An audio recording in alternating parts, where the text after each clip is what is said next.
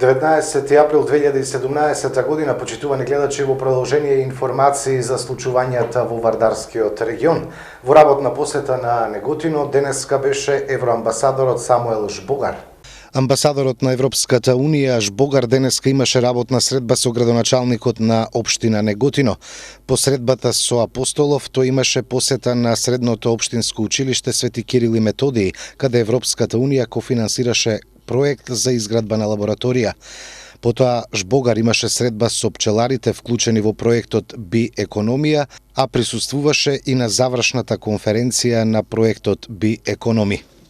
Денес го информирав евроамбасадорот Самуел Жбогар, кој им беше гостин на завршната конференција за проектот на ИПА прекогранична соработка со една грчка општина Алмопија. Проектот се однесува на развој на пчеларството и изградба на патна инфраструктура на патниот правец Горни Дисан Веши. Воедно го информирав и за апликацијата и добивањето на два нови проекти во соработка со Европската Унија на ИПА програмата во вредност од околу €1.000.000 со кофинансирање од 15% на општина Неготино, тоа е со општините Алмопија и Пела. Тоа се проекти во однос на енергетската ефикасност, каде што го имплементираме заедно со гимназијата Свети Кирил и Методиј, и другиот проект заедно со јавното комунално предпријатие Комуналец од Неготино, кој е од интерес и бенефитичи и користат сите граѓани на целата општина Неготино. I'm very happy to be in Negotino today.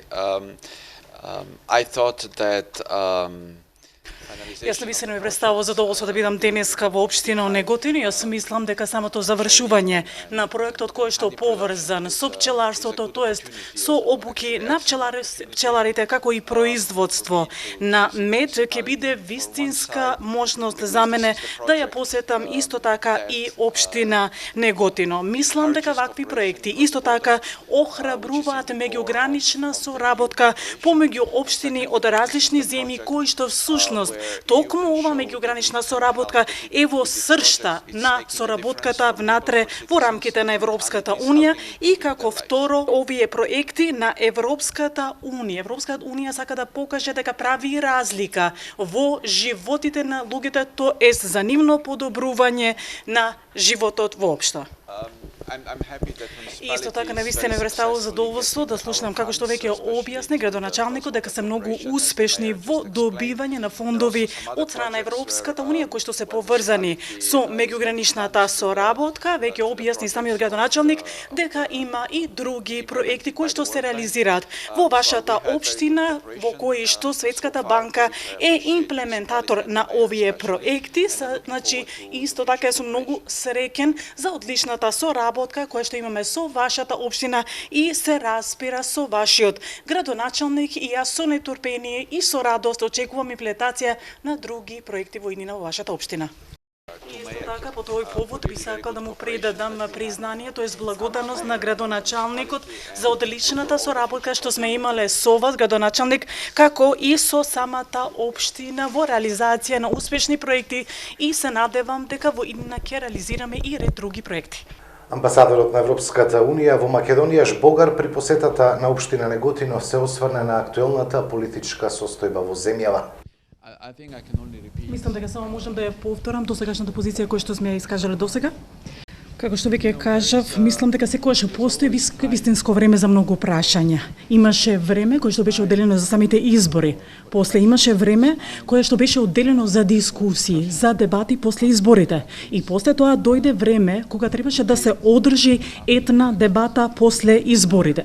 Мислам дека сега е време да се постави самата потреба за формирање на самите институции. Мислам дека е дојдено време кога сите во вашата држава треба да научат една лекција. Мислам дека е дојдено време да се оформира единство во вашата земја. Околу да бидат сите обединети кон една иста цел. Така да мојот став Мојата проценка е дека дојдено е време вашата земја да се придвижи напред, да се формираат државните институции, да се избере спикерот на собранието и самата влада да се формира. И мислам дека е дојдено време и владата и опозицијата, како и сите луѓе во вашата земја, да почнат повеќе да си се слушаат помеѓу себе за да бидат единствени. Мислам дека сето тоа е многу важно за иднината на вашата земја, за иднината на процесот на Европската Унија, процес за кој што сите сме заинтересирани да продолжи. Од општинскиот буџет во период од 2013 до 2017 година според програмата за спорт и млади обезбедени се 15 милиони и 200 илјади денари. Од овие средства на спортските клубови и здруженија се исплатени 11 милиони 180 илјади денари. Останатите се вложени во проекти, турнири и манифестации. Во 2017 година 1 милион денари се наменети за реконструкција на оградниот зид на градскиот фудбалски стадион, санирање на северната трибина со обнова на оштетениот бетон, поставување на дрвени седишта, информираше денеска градоначалникот на Кавадарци Александар Панов, кој беше во посета на градскиот стадион. Од фудбалскиот клуб Тиквеш пак искажа благодарност за поддршката од општината и најавија подобри услови за навивачите. Еве, со задоволство може да констатирам и да одбележиме еден добар настан. Она што беше една поодамнешна иницијатива и на навивачите, и на фудбалерите, и на сите љубители на фудбалот од Кавадарци, и кој што го поминовме пред Нова година како буџетски финансии. Еве, дојдовме до крајот до негова реализација, значи покрај финансиите од 4 милиона денари кои што ги издвоивме за ГФК Тиквеш, се обврзавме како локална самоуправа, градоначалник, совет и администрација да направиме нешто и за подобрување на квалитетот на градскиот стадион. Ова не е некој капитален зафат, меѓутоа е сосема доволно за толкавиот број на гледачи да имаат едно пристојно катче додека ги наблюдуваат и ги гледаат и уживаат во локалниот, односно регионалниот фудбал. Во оваа прилика би сакал, еве, покрај тоа што ќе забележите тоа што е направено, да подсетам за многуте проекти кои што локалната самоуправа ги работеше изминатиот период. Имено сакам да сите граѓани ги подсетам дека само во последните 4 години од мојот мандат имаме инвестирано од над 15 милиона денари во спортот, значи не само во фудбалот, туку во сите спортови. Во изминатиот период ние бевме тие кои што ги возобновивме двата бележити турнири во Кавадарци, а тоа се турнирот Сесите Китеви и Вукокаров, односно возобновен со тиквешки легенди, како и уште многу други инфраструктурни проекти олицетворени во спортски сали, олицетворени во реконструкција на спортската сала Јасмин. Наредното ќе биде одредени реконструкции во спортската сала Партизан, враќање во собственост на спортската сала Партизан, како и на базенот, градскиот базен, како и овој терен кој што до неодамна беше во туѓи раце, односно од неодамна е собственост на локалната самоуправа. Би сакал исто така да истакнам дека ние како локална самоуправа во изминатиот период учествувавме во задоволување на елементарните потреби од финансии и на кошарката, и на ракометот, и на поединечните спортови, меѓутоа и уште на многу други манифестации како што е минатогодишниот Алшар, велосипедистите од Република Македонија, како и оние кои што се од Кавадарци и уште многу други кои што сме ги поддржувале и ќе ги поддржуваме понатаму. За задоволство на самиот фудбалски клуб, веќе фудбалскиот клуб Тиквеш може утакмиците да ги одигра во еден стадион во кој што веќе ги исполнува условите за настапување во самиот ранг во втората фудбалска лига. Со тоа што и самите навивачи веќе може да се осеќат покомотни за време на присуството гледајќи го надпреварот на утакмицата. Се надевам дека ќе продолжиме до крајот да го оствариме нашата цел да ја оствариме, а тоа е опстанок во втората лига, а од летото мислам дека ќе направиме уште појака екипа која ќе се бори за првото место во оваа лига. За 2 недели тоа ќе биде мислам еден празник на фудбалот, кај што ќе има сигурно ова трибина ќе биде премала да го приме целиот број на гледачи и мислам дека сме далеку поквалитетна екипа од Вадар и ќе владаме. Средствата што ги издвои локалната самоуправа начело со градоначалникот се доволни за оваа година да истераме како што ни е зацртан планот и уште еднаш благодарност до локалната самоуправа, бидејќи со 99,9% се средствата само од локалната самоуправа. Во сообраќај на несреќа утринава загина 23 годишен кавадарчанец. Несреќата се случила во близина на Велес. 23 годишен кавадарчанец загина утринава во сообраќај на несреќа што се случила во близина на Велес. Загинатиот бил возач на камион со приколка од марката Сканија, кој од засега непознати причини се излизгал од патот при што се прекрашил, а едниот дел од возилото висело над провалија. Сообраќајната несреќа се случила на влезот од градот од источна страна. По несреќата веднаш интервенирала екипа на итната медицинска служба, која успеала да го извлече возачот од провалијата и да го пренесе во Велешката болница. Веднаш му била дадена прва помош, но поради сериозноста на здобиените повреди, тој починал во болницата. На местото на несреќата направен е увид во присуство на основен јавен обвинител и на екипи на СВР Велес. Волонтери од Црвениот крст и Тиквешки точакџи денеска возеа хуманитарно за помош на ранлива категорија граѓани. Во рамки на проектот Црвен крст во акција промоција на хуманите вредности, денеска хуманитарно со велосипеди возеа дел од волонтерите на Црвен крст кавадарци и Сдруженијето на Тиквешки точакџи. Пред велосипедистите движечки беа и кутиите за доброволен прилог, во кој хуманоста ја покажа и граѓаните кои ја поздравија ваквата акција. Значи, овој настан што го правиме е за поддршка на програмата Црвен крст во акција промоција на хуманите вредности. Тоа е програма што на ниво на Република Македонија се реализира веќе 20 на години и нешто подоцна ќе ве запознае еден од нашите млади волонтери за тоа зошто токму денеска организиравме еден ваков настан. Она што сакам уште да го додадам е дека сум овогодишен дисеминатор на програмата, значи ја координирам целата програма во која се вклучени над 30 младенци од целата наша општина, доаѓаат од сите училишта. Гледам дека меѓу присутните точакџи има и наши волонтери и ме радува тоа. Со собраните средства од денешната велосипедско-хуманитарна акција ќе се помага на семејство од село Дреново, на кое ќе им бидат подобрени основните услови за живот. Ова е национална програма на Црвен крст на Македонија се спроведува од 1996 година, а истата ја има и поддршката од Бирото за развој на образованието. Преку неа младите кои се вклучени од основните и средните училишта добиваат обука за вредностите на Црвениот крст, учат за културата како систем од вредности, како и за културата на диалог како основен предуслов за градење на интеркултурното општество.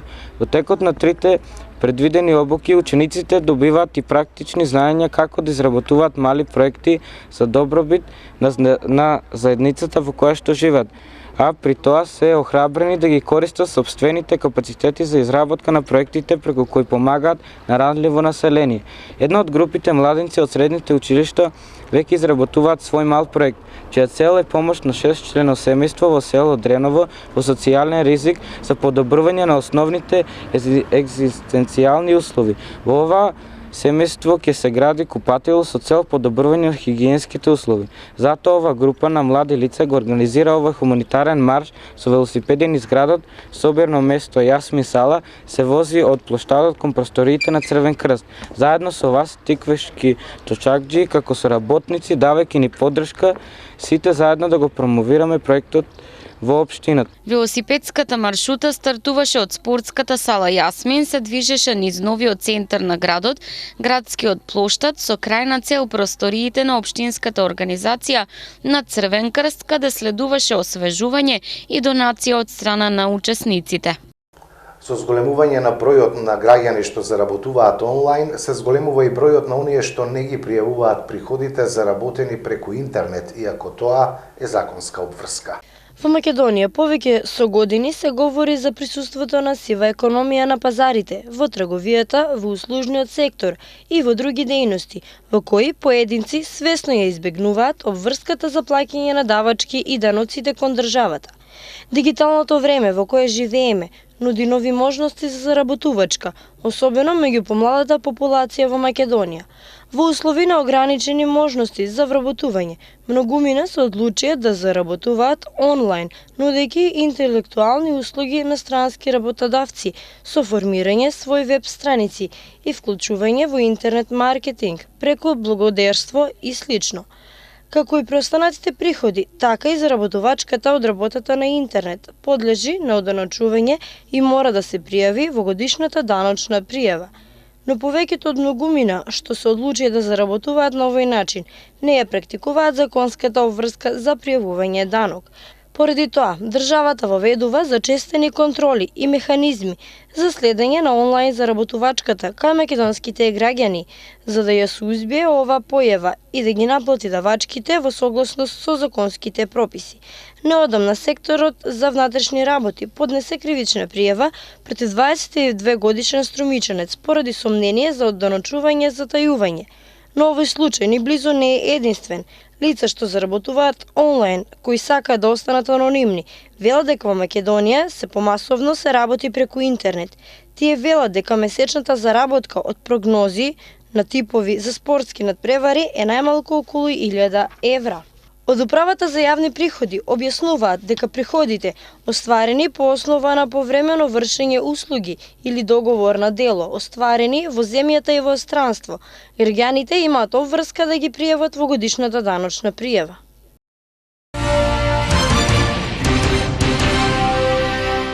Ромео и Јулија од наше време ги собраа аплаузите на кавадаречката публика. Собраните средства од представата ќе бидат искористени во хуманитарни цели. Оваа вечер ќе ви ја раскажам кога си било еднаш во наше време. Љубов голема, родена во две семејства, во две куќи, славни и честни, со омразани годините за долго сеќавање. Сега да слушнете приказната за забранетата љубов. Синоќа во Домот на културата Иван Мазов Климе во Кавадарци беше одиграна театарската представа Ромео и Јулија од наше време. Станува збор за хуманитарен проект работен со ученици од основните училишта Димката Ангелов Габерот од Кавадарци и Ваташа во рамки на проектот Црвен крст во акција, промоција на хуманите вредности. Оваа хуманитарна театарска представа произлезе од група на хумани ученици од основното училиште Димката Ангелов Габерот од Кавадарци и основното училиште Димката Ангелов Габерот од село Ваташа, кои работат на мал проект преку програмата Црвен крст во акција, промоција на хумани вредности, тоест ЦКА ПХВ. Тоа е програма која веќе 20 години континуирано се имплементира во нашава земја од страна на Црвениот крст на Република Македонија. Имплементацијата на програмата Црвен крст во акција промоција на хумани вредности оваа година беше овозможена со поддршка на Меѓународната федерација на Црвениот крст и Црвена полумесечина. Средствата кои ќе се соберат од оваа представа ќе се наменат за наша ученичка во 6-то одделение, односно ќе се доопреми соба за неа во домот за подобрување на нејзиното секојдневно живење. Хуманитарната театарска представа е во режија на Мики Цејлова, а за прв пат изведена е со ученици на 14 и 15 годишна возраст.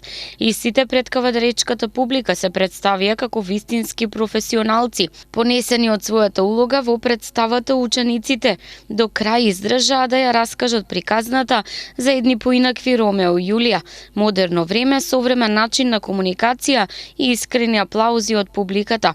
Ромео и Јулија од нашето време своје реиздание има и вечерва.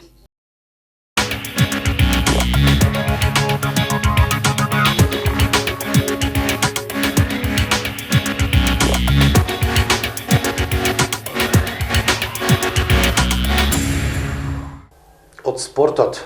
Тиквеш одигра добро, но загуби на гости од Скопје со 2:0, а Вардар од Неготино претрпе убедлив пораз на гости кај Академија Пандев со 4:0.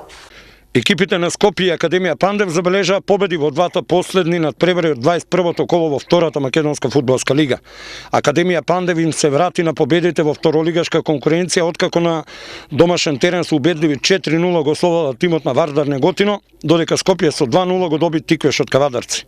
Очекувано пандевци ја потврдија фаворитската улога и го надигра противникот во надпревар кој имаше големо емотивно значење, кој беше посветен на прерано загинатиот фудбалер од младинскиот погон на тимот Филип Лазарески. 2 гола во мрежата на неготинчани постигна Зоран Балдовалиев во 40-та и 62-та, а потоа уште 2 пати погоди Драган Начевски за конечни 4-0. На вториот надпревар екипата на Скопје со 2-0 славеше на Тиквеш. На стадионот Железарница во автокоманда домакинот дојде со подобра игра во второто полувреме до победата, а погодоците во мрежата на гостите ги постигнаа Мартин Христо во 57-та и Ѓоко Алексовскиот пенал во 77-та. Следното коло од втората лига се игра на 22 април. Академија Пандев гостува во Кавадарци на екипата на Тиквеш, додека Вардар во Неготино ќе го пречека тимот на Велазерими. МНА Кожувчанка во полуфиналето стартува против Вардар. По 14 одиграни надпревари, клубовите кои се надпреваруваа во домашното првенство на Република Македонија денеска почнуваат со разигрувањето од кошаркарскиот плејоф во женска конкуренција. Конечната битка за титулата од текомната надпреварувачка сезона ја почнаа Бадел и Шкупи во првото полуфинале, односно Вардар и МНА Кожувчанка кои денес го играат второто полуфинале.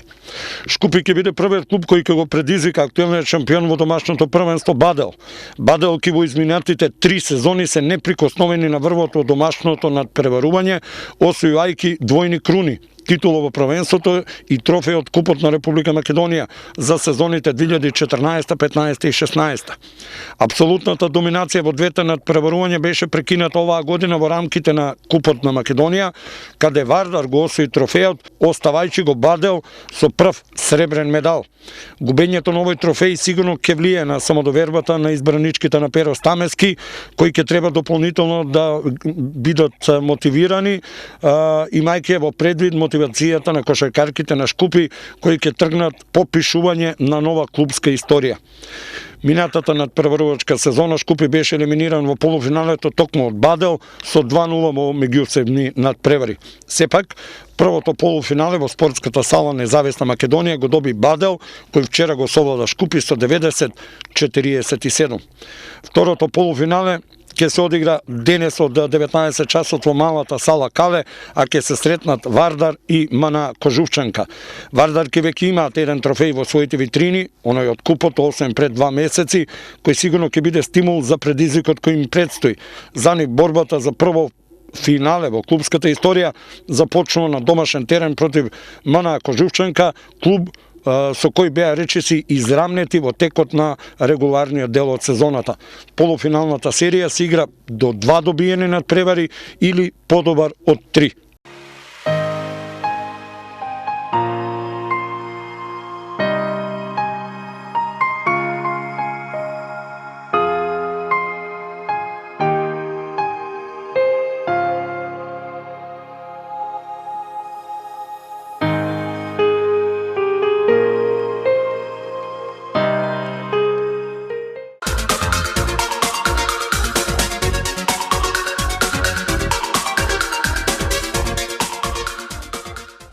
Утре променливо облачно и постудено со повремени слаби врнежи од дожд, а на планините ќе провејува снег, ќе дува засилен ветер од северозападен правец, максимална температура до 14 степени.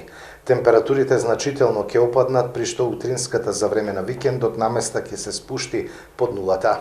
Со прогнозата за времето го завршуваме ова издание на вестите. Имајте секое добро со нашата програма.